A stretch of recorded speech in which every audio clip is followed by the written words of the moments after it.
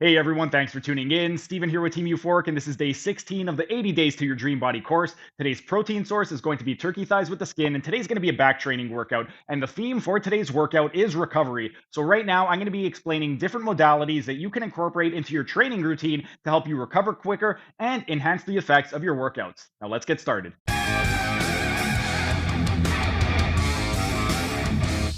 And while we're resting, let's discuss the seventh recovery modality, and that is going to be static stretching. Ideally, you would want to perform static stretching post workout or as part of your recovery routine. You would not want to perform it before workouts. If you perform it before a workout, what's going to happen is it can weaken your muscles, decrease your force production, reduce your joint stability, and it could also increase the chance of you injuring yourself.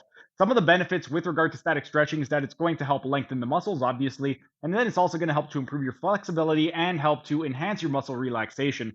One of the other benefits is that it's also going to help with postural correction. With regard to posture, one of the things worth noting is that when you are in posture, when you have poor posture, your muscles oppose each other. So if you are constantly in this flexion, medial rotation, and adduction, what's going to happen is all of the muscles in the front are going to be short and tight, and you would want to stretch them. And all the muscles in the back are going to be long and weak, and you would want to strengthen them.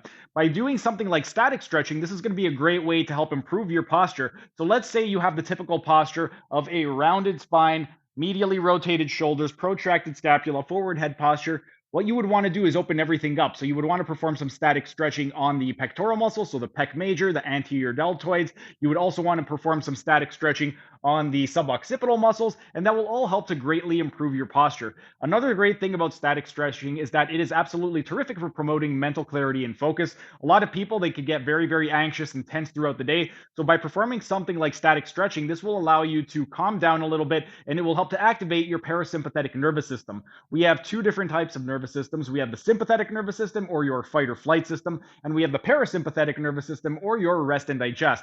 If we are chronically overstimulating our sympathetic nervous system, what's going to happen is we are going to negatively affect our digestive system, our immune function. So by getting more activation of the parasympathetic nervous system, this is going to allow us to get a little bit more relaxed. It's going to improve our digestion and also just our overall body mechanics.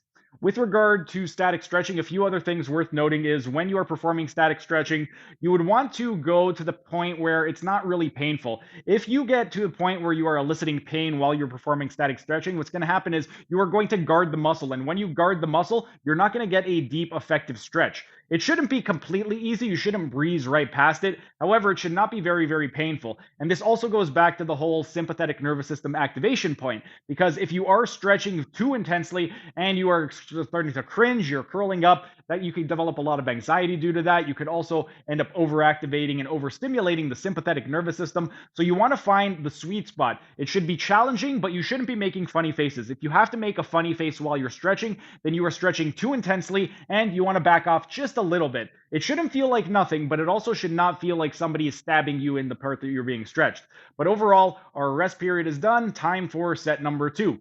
Thanks for sticking around until the end of the video. Be sure to like, share, and leave a comment as it'll help the algorithm. And if you enjoyed the content, show your support by subscribing to the channel by clicking on the icon in the bottom right corner. And if you really want to show your support, then consider becoming a member by clicking on the icon in the bottom left corner. These new high quality videos aren't cheap to edit, and the $5 membership will really help with the video editing budget. You'll also get access to a ton of exclusive perks like early access to videos and this program design lecture playlist in the top right-hand corner. And if you want to learn how to do a one-armed pull-up, then check out the playlist on the top left corner.